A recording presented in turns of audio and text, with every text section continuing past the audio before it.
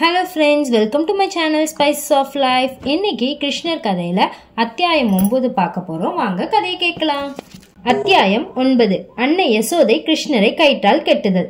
ஒரு நாள் தன் வேலைக்காரி வெவ்வேறான பணிகளில் ஈடுபட்டிருந்ததை கண்ட அன்னை யசோதை தயிர் கடையும் பொறுப்பை தானே மேற்கொண்டாள். தயிர் கடையும் போது அவள் கிருஷ்ணரின் பாலியல் லீலைகளை பற்றி பாடிக்கொண்டு அவரை பற்றிய எண்ணத்தில் மூழ்கியிருந்தாள். புடவையின் தலைப்பை இறுக்கமாக அணிந்தபடி அவள் தயிர் கடைந்து கொண்டிருந்த போது கிருஷ்ணரை பற்றிய எண்ணத்தில் மூழ்கி இருந்ததால் தாயன்பு காரணமாக அவளது மார்பிலிருந்து பால் சுரந்தது. அவள் அணிந்திருந்த வளையல்களும் கங்கணங்களும் ஒன்றோடொன்று உரசி இனிய ஒளியை எழுப்பின.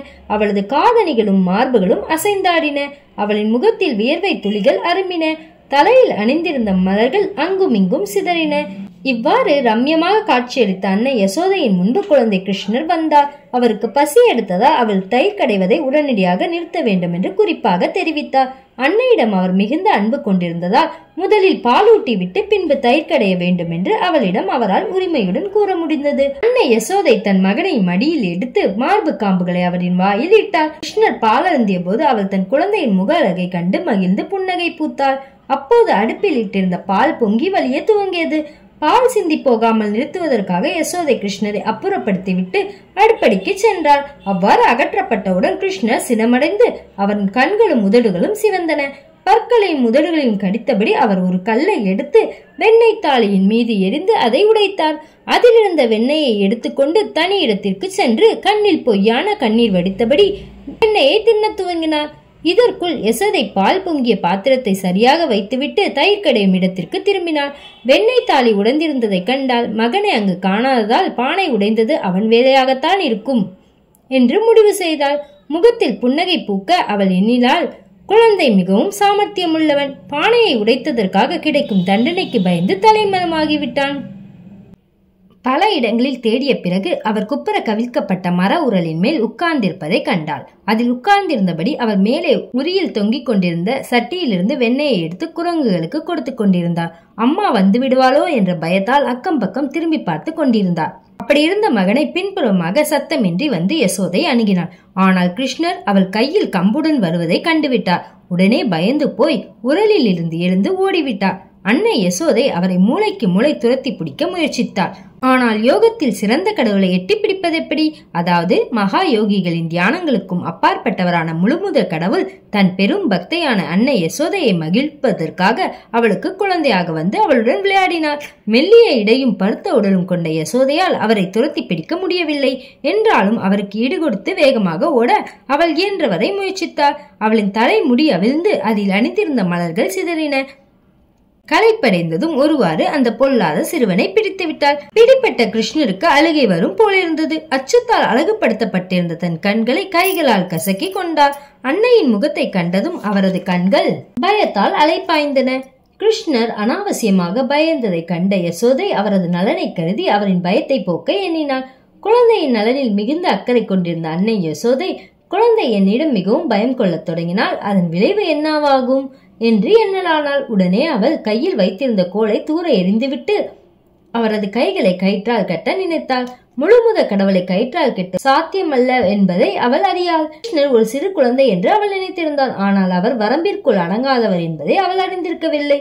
அவருக்கு உள்ளோ புறமோ தொடக்கமோ முடிவோ இல்லை. அவர் வரம்பற்றவர், எங்கும் நிறைந்தவர். உண்மையில் பிரபஞ்ச தோற்றம் முழுவதும் அவரே.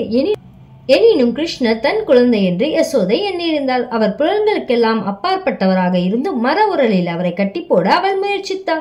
ஆனால் அவரை கட்ட முயற்சித்த போது கட்டுவதற்கு அவள் பயன்படுத்திய கயிறு அதே அளவிற்கு குறைவாக இருப்பதை கண்டாள். இப்படி வீட்டிலிருந்து கயிறுகளை எல்லாம் எடுத்து இணைத்து அவரை கட்ட எத்தனித்த போது மீண்டும் அதே 2 அங்குல அளவிற்கு கயிறு பற்றாமல் போயிற்று. அன்னை யசோதைக்கு சிரிப்பு வந்தது. ஆனால் நடந்ததை கண்டு ஆச்சரியப்பட்டாள். மகனை கட்டி போட முயற்சித்து தோல்வியுற்ற அன்னை யசோதை களைத்து போனார். அவளுக்கு உடம்பெல்லாம் வியர்த்தது. தலையில் அணிந்திருந்த மலர் மாலை கீழே விழுந்தது. அன்னையின் கடுமையான முயற்சியை கண்ட கிருஷ்ணர் அவளிடம் பரிவு கொண்டு கயிற்றால் கட்டப்பட இசைந்தார். யசோதையின் மனையில் மனித குழந்தையாக விளையாடிய கிருஷ்ணர் தேர்ந்தெடுத்த சில லீலைகளை செய்து காட்டினார். புருஷோத்தமனாகிய முழுமுதற் கடவுளை யாராலும் கட்டுப்படுத்த முடியாது. புனிதமான பக்தன் கடவுளிடம் முழுமையாக சரணடைந்து விடுகிறான். அவர் அவனை காப்பாற்றலாம் அல்லது அழிக்கலாம். ஆனால் பக்தன் கடவுளின் பாத கமலங்களில் சரணடைந்திருக்க ஒருபோதும் மறப்பதில்லை. அதுபோலவே கடவுளும் பக்தனின் பாதுகாப்பில் தன்னை ஒப்படைப்பதில் பரமான இன்பத்தை காண்கிறார். அன்னையாகிய யசோதையின் பாதுகாப்பில் கிருஷ்ணர் தன்னை ஒப்படைத்ததிலிருந்து இது தெளிவாகிறது. கிருஷ்ணர் தன் பக்தர்களுக்கு எல்லா வகையான முக்திகளையும் அளிக்க வல்லவர். ஆனால் யசோதைக்கு அவர் அளித்த உயர்வை பிரம்மதேவனுக்கும் சிவபெருமானுக்கும் லட்சுமிக்கும் கூட அளிக்கவில்லை. யசோதைக்கும் நந்த மகாராஜாவுக்கும் மகனாக தோன்றிய முழுமுத கடவுளை யோகியரும் ஆராய்ச்சியாளரும் எளிதில் அறிய முடிவதில்லை. அவர் பரமானந்தத்தின் உன்னத இருப்பிடம் என்பதையும் அவர்கள் உணர்வதில்லை. ஆனால் அவரது பக்தர்கள் அவரை எளிதில் அடைகிறார்கள். மகனை கட்டி போட்டுவிட்டு அன்னை யசோதை வீட்டு வேலைகளை கவனிக்க துவங்கினாள். அவ்வாறு மர உரலில் கட்டப்பட்டிருந்த கிருஷ்ணர் தம்முன் 2 அர்ஜுன மரங்கள் இருப்பதை கவனித்தார். ஆனந்தத்தின் இருப்பிடமான கிருஷ்ணர் எண்ணினார், அன்னை யசோதை எனக்கு போதுமான பால் கொடுக்காமல் விட்டு போனதால் தயிர் பானைகளை உடைத்து வெண்ணெயை குரங்குகளுக்கு கொடுத்தேன். இப்போது அவள் என்னை மர உரலில் கட்டி போட்டிருக்கிறாள். ஆகையால் இப்போது முன்னை விட அதிகமான குறும்புத்தனம் செய்ய வேண்டும். அவர் அவ்விரண்டு அர்ஜுன மரங்களையும் வீழ்த்த தீர்மானித்தார். இந்த 2 அர்ஜுன மரங்களுக்கும் பூர்வ சரித்திரம் உள்ளது. இவை தம் முந்தைய பிறவிகளில் குபேரன் என்பவனின் மகன்களாக நலக்கூவரன், மணிக்ரீவன் என்ற பெயர்களில் பிறந்திருந்தன. அவர்களின் நல்ல காலம் அவர்கள் பகவானாகிய கிருஷ்ணரின் திருஷ்டியில் பட்டார்கள். முந்தைய பிறவியில் அவர் கிருஷ்ணரை காண்பதான மிக உயர்ந்த ஆசையை பெற வேண்டும் என்று நாரதரால் சபிக்கப்பட்டிருந்தார்கள். அவர்கள் குடிபோதையில் நினைவிழந்த காரணத்திற்காக இந்த சாபவரம் அவர்களுக்கு அளிக்கப்பட்டிருந்தது. இந்த வரலாறு அடுத்த அத்தியாயத்தில் உரைக்கப்படும். பக்தி வேதாந்தர் எழுதிய கிருஷ்ணர் எனும் நூலின் 9ஆம் அத்தியாயமான அன்னை யசோதை கிருஷ்ணரை கயிற்றால் கெட்டுதல் இவ்வாறு நிறைவு பெறுகிறது.